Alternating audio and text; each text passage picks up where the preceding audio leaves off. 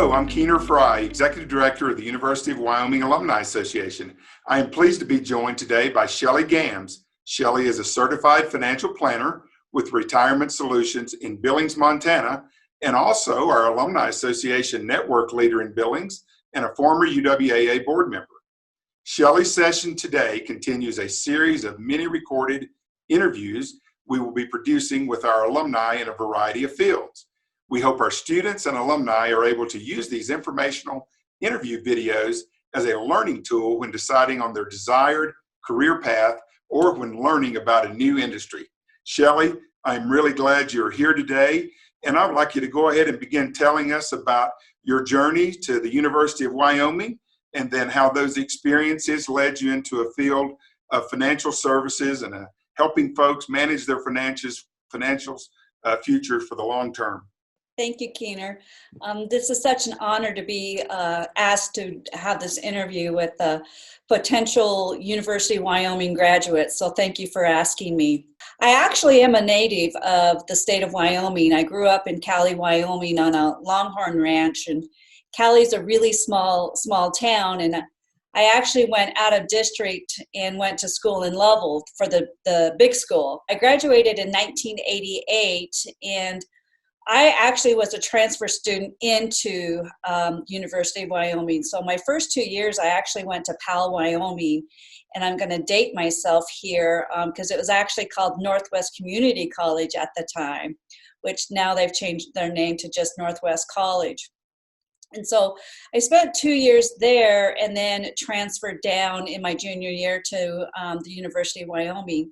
And that was a good transition for me. Going from a small high school to a little bit bigger school to a little bit bigger school. So I really had the small class size all throughout my college that I wanted to have and that I needed.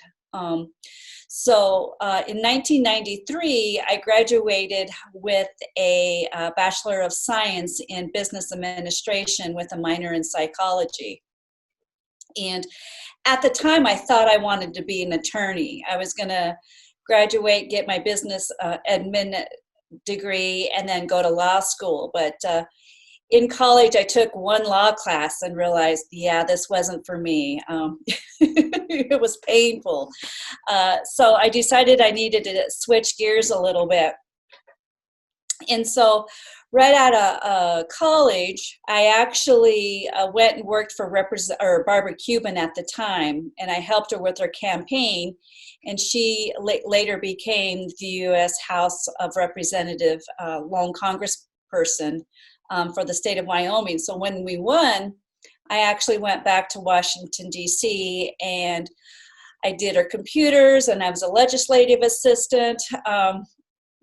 So if you would have said, what are you going to do when you grew up when I was in high school and college, it surely was not being a legislative assistant, living in Washington, D.C. And,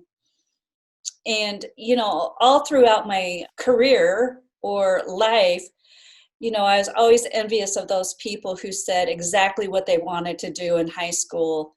I had no clue what I wanted to do in high school. And so when it came to like this owning my own financial planning business, it was a lot of many steps to get to where I am. But when I lived out in Washington, D.C., I realized it was not the career. I was not a big city girl. So I wanted to come home. And so when I came home, I lived in Casper and Riverton, Wyoming, where I probably will say, probably coming right out of college, I didn't probably make the best career choices for me. My next career was a credit manager for a high risk company that did a lot of high interest rate loans with people who didn't have good credit history. And that just went against my grain. I was brought up to always live within your budget, save a little bit for retirement, to take care of yourself, not to get further and further in debt. So at the time, I actually felt like it was a failure, that I didn't like my career. I didn't like my job. And so back in 98, I decided to become a financial planner. So back in over 25 years ago, if you said that you wanted to be a financial planner, people kind of looked at you because they didn't even know what that was. Mm-hmm. There wasn't a degree for it. There wasn't any type of training besides getting your designations and through the College of Financial Planning and American colleges, which those two colleges really delve into the financial planning and insurance world. Now I'm very envious now that colleges are actually have retirement and financial planning degrees. Mm-hmm. But back when I was starting into this career, it was unheard of. Right. So when I moved up to Billings, I said, okay, I'm going to become a financial planner. I'm going to start my own financial planning firm. And a lot of failures, a lot of missteps. 20 years later, I have a wonderful career. I love my clients, even with everything that's going on with COVID and working from home. I'm still able to keep in contact with my clients and keep them in tune with me in regards to how their financial plans are going. Well, I tell you, Shelly, I didn't really know some of those experiences that you've had, but I think they are very relatable to many students. One, not exactly knowing what they may want to do when they graduate, and that's okay. Maybe trying a few things after they graduate, getting experience, learning some very valuable lessons, and then finding the career path. So what really directed you from those couple of early experiences to becoming a financial planner? I think for me, it was realizing and trying something and realizing I didn't like it. I thought I wanted to be an attorney. I went to one law class. Oh, hell no, that wasn't for me. I thought I wanted to live in a big city. I lived out in a big city. Oh, that wasn't for me either. And so all these things that I thought I would like, that I would enjoy, just wasn't necessarily true. So at that time, I really quite felt like I was a failure, that I wasn't living up to my highest dreams. But I think as a young person, you don't really realize what you want is not exactly necessarily what you need, right, and desire. So, don't be afraid to fail. And right. it's not really failure. I had to change that word from failure to learning opportunity. That's right. That's right. Yeah, because you can't judge yourself on the choices that you made on little or no information. That's that you right. had at the time. What skills do you believe for a young person looking at maybe getting into financial planning? What skills, attributes, interests do you believe would be most important for those students? Well, even though I clear my trades through NILIFE Securities, my financial planning, I go through Eagle Strategies, I'm still an entrepreneur. I still own my own financial planning business. I would say in today's world, you have to be a lifelong learner. Right. Because things are changing so fast in today's world, and it's not necessarily what you do changes, but it's the role that technology plays on how our careers have changed. I mean, with the COVID going on, we have changed the way that we communicate. Just basically overnight, we have changed the way that we have communicated. So you just got to be a lifelong learner and be flexible. Right. And be bold and fail.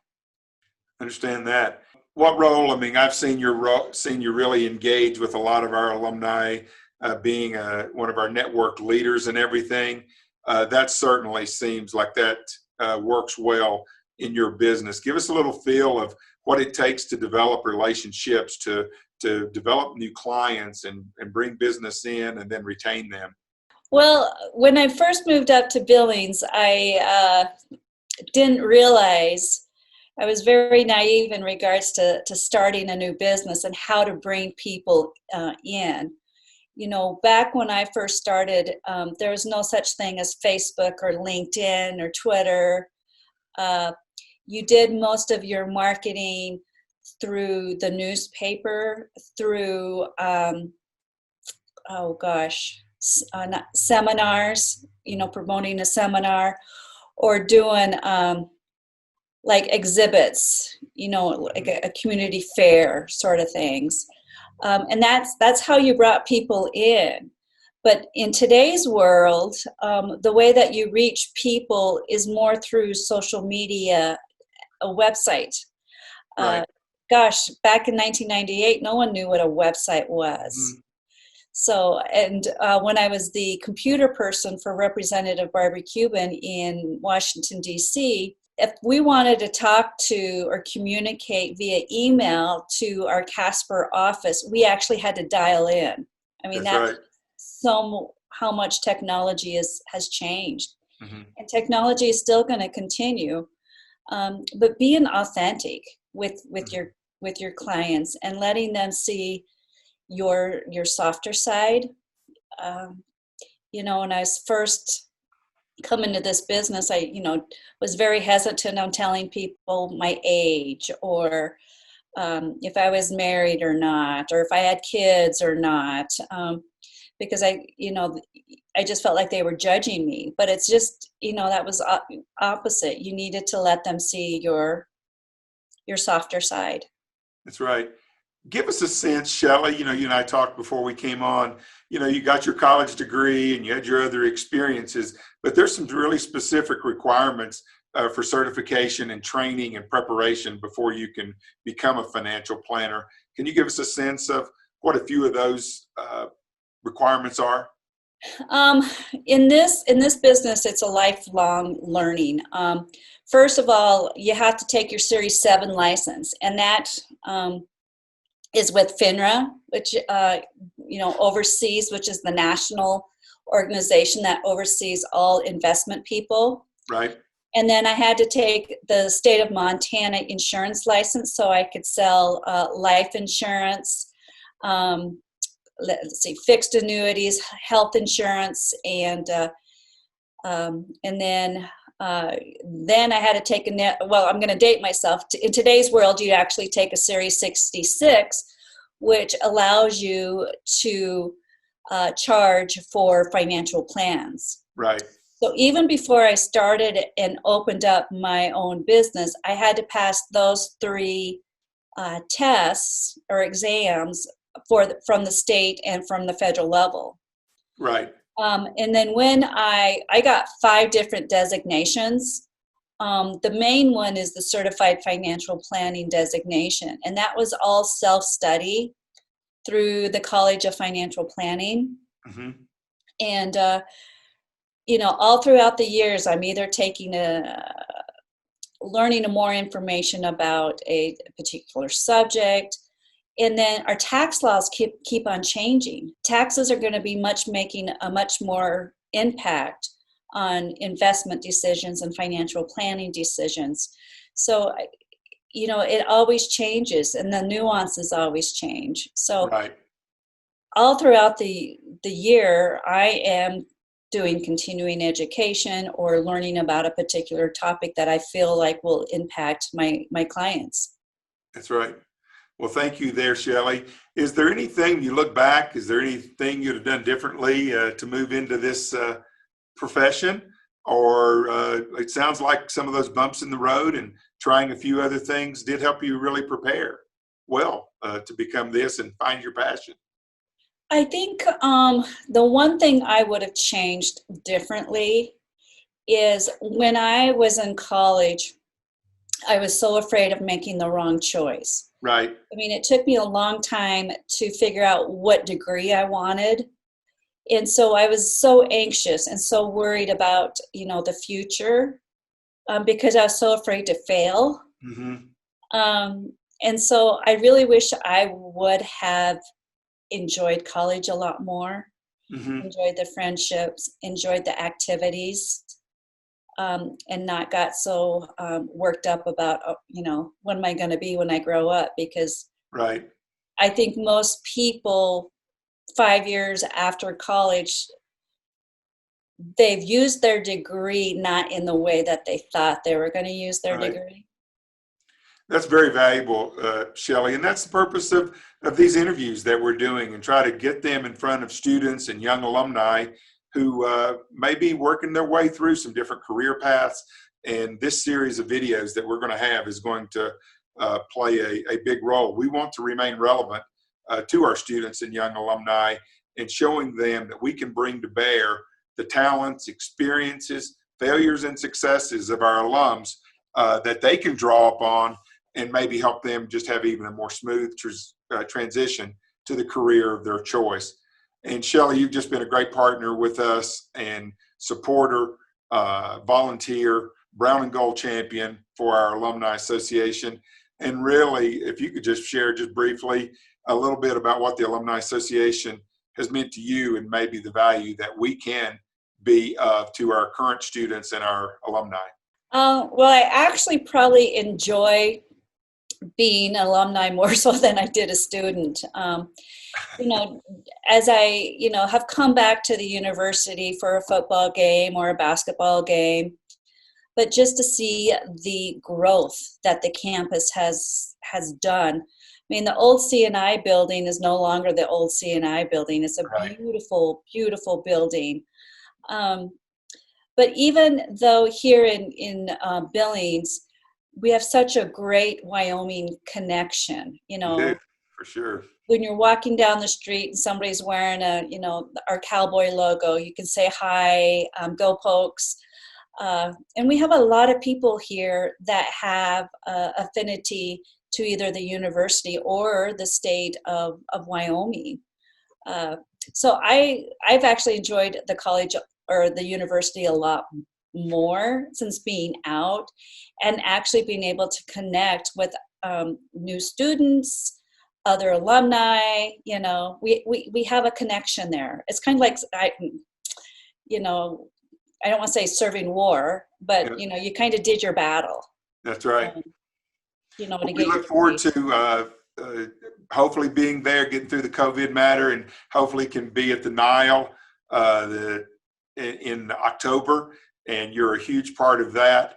And then for those students and alumni that are watching this, there will be information on the next slide that will allow you to stay connected to the University of Wyoming Alumni Association, and connect with Shelley if you have more questions or would like to learn more about becoming a financial planner after your days at UW, or maybe even after you are an alum already and looking at a new career. So thank you again, Shelley. Thank you. Go Cowboys. Go Pokes.